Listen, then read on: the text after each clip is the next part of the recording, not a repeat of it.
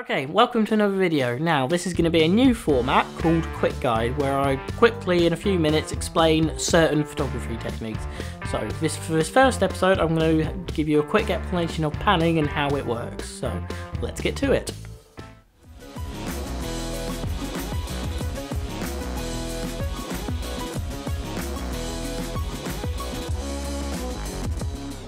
Now, as many of you may know, my main area of interest in photography is motorsport photography of cars and bike racing. Now, panning is an integral part of that, mainly because it's what gives you the most interesting images in most cases. Now, with panning, rather than just standing still taking it with the camera stationary, you actually follow the subject with the camera to give that sense of motion with the image. Now, with panning, there's no hard and fast rules of what settings to use, but usually you want to either be in shutter priority or manual. This is where you control the shutter speed, as the shutter speed will affect the amount of motion blur in the image. Now, while there are no hard and fast rules for what settings to use, there are a few things to set up for panning that you should do. Now, the first one is to set up continuous focus. So rather than the camera focusing in one place and maintaining that focus, the camera will actually adjust focused the whole time you're actually holding the focus down.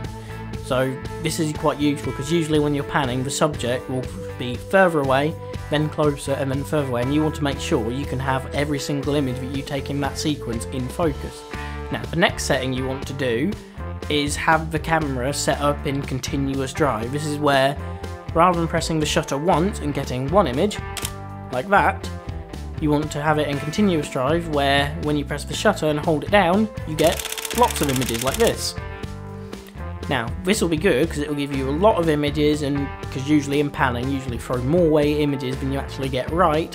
So having the high motor drive will help you get as many good images as possible. Now, when it comes to panning, shutter speed, it can be whatever. It is very dependent on what subject you're doing. For, let's say, a very fast car going by, you may want to use 1/200th a second. For something, let's say, of a bike, like a cyclist going by, you may want to have to use 100th or even slower than that. So it is very dependent on your subject, and you have to experiment to see what panning works and see how slow of a shutter speed you can end up using.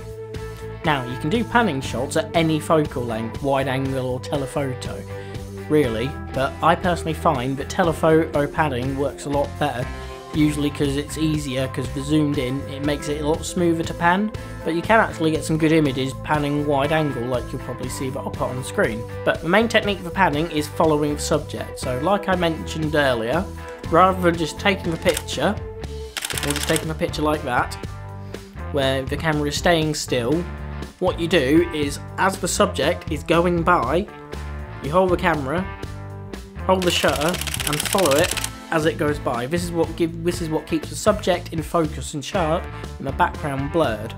Now, I hope you found this quick guide video useful in trying to understand what panning is and how it works. Leave a like on the video if you liked it, dislike if you disliked it, and leave a comment if you have any other feedback. But make sure you subscribe, and I'll see you guys in another video. Bye!